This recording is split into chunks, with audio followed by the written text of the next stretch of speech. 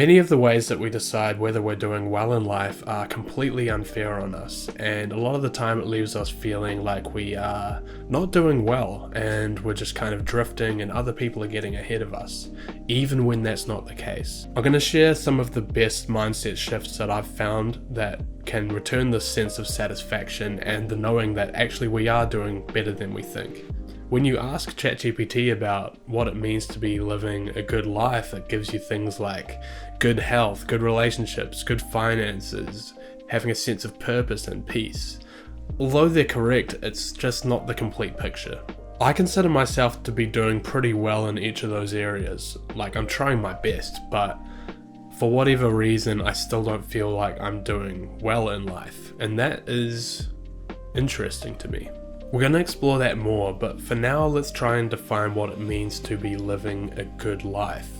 These things that we looked at before are a big part of this, and as long as we're trying to uphold them or actively work on them, that's a big part of the picture already. But we also have the subjective part of the picture, which are things just specific to us. These are things like aligning with our values, things that we're trying to grow in, and trying to live a life in accordance to what we care about. So you'll notice that a lot of this is about how much we're actively engaging with life and less about the things we're doing themselves, which is an important point that we're going to look at more. In our very modern human minds, we have a lot of trouble with being progress focused rather than outcome focused, which would explain why we have so much trouble feeling a sense of satisfaction in what we do in life and whether we're doing life well. When we are focused on the outcomes of our goals or looking at a certain milestone in life that we haven't hit yet, it can be very easy to get lost in the sense of, well, I haven't hit it yet, or I'm not hitting it as fast as I'd like to be, so I must not be doing well, I must be a failure. And I want to challenge that for a second, because I don't think it's a fair way of looking at things. If this was fair on yourself, you would be measuring how well you're doing based on how much you're trying. But in our competitive-driven social society, you could be trying as hard as you want, but still feel like you're failing, just because you're not doing as well as someone else. This is a key part of the puzzle to address, and I'm going to address it by saying that it's not you against other people. It's actually just you against yourself.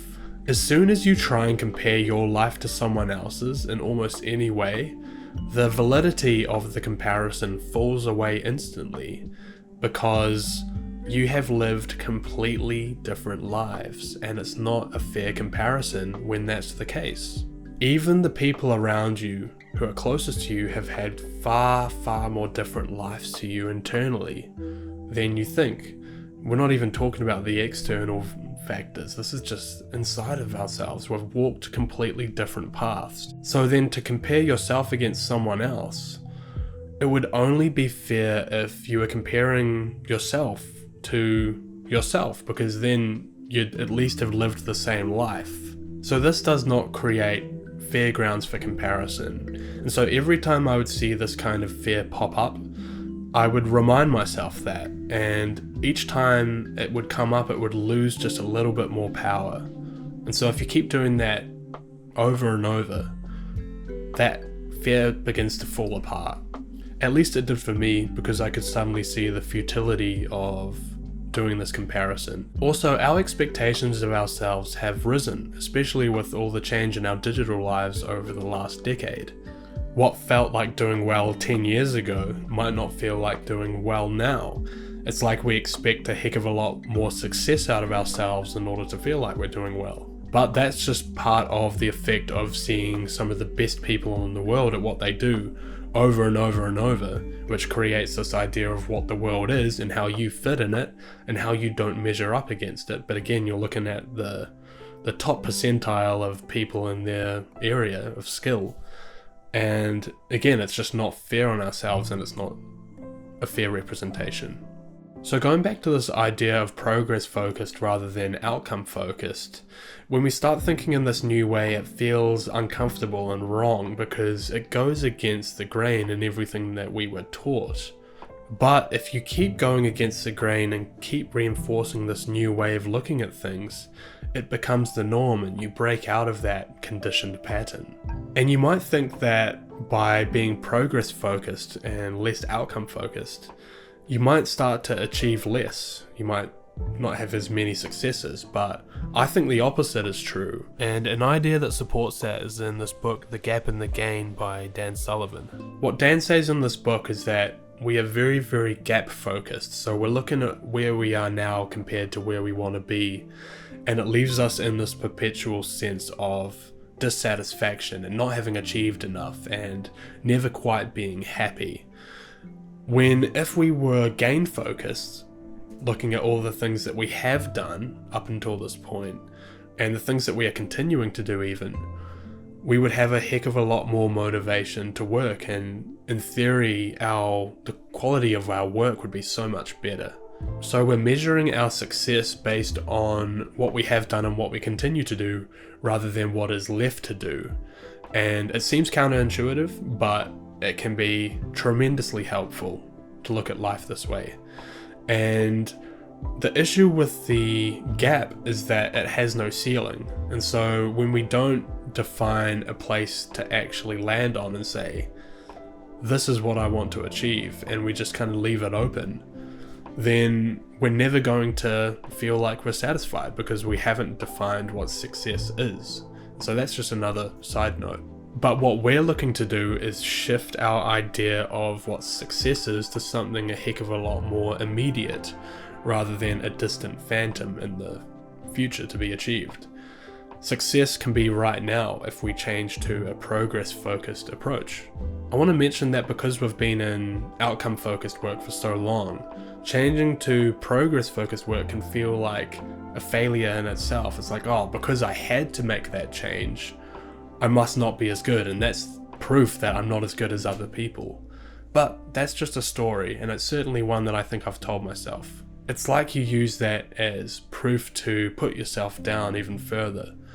But all you're doing is changing the way that you're measuring success from one that is not benefiting you to one that is, and one that will leave you with the satisfaction that you ought to be feeling. And even when it does give us satisfaction, it's only when we achieve the goal, which is really just a short little window of satisfaction after we achieve it. It's like a little blip.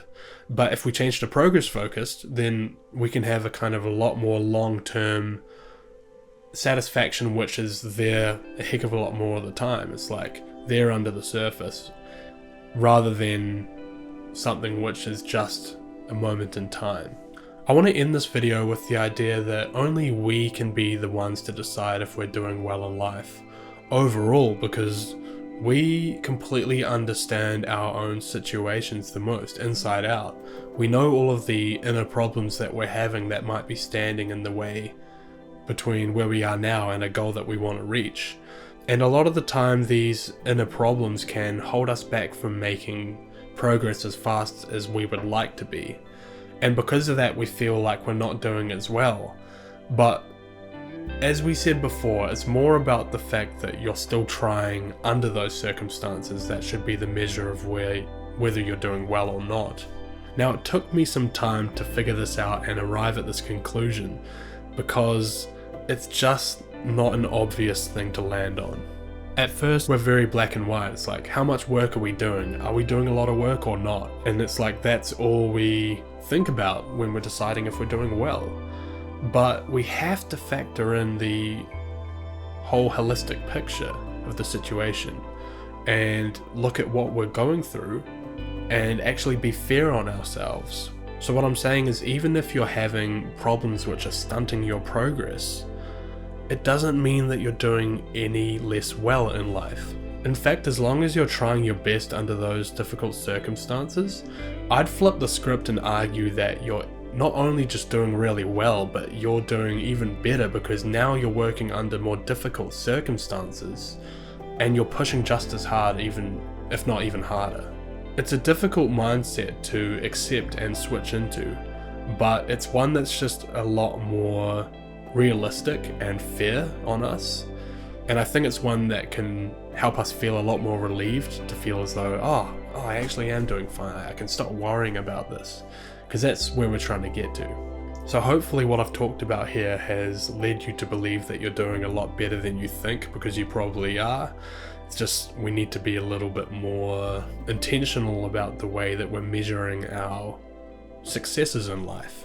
Because if we're in this space where it feels ambiguous and up in the air, and we don't know if we're doing well or not, we usually just assume the worst, even when that's not the case. Thanks for sticking with me to the end of the video, and I appreciate your time. We'll see you next time.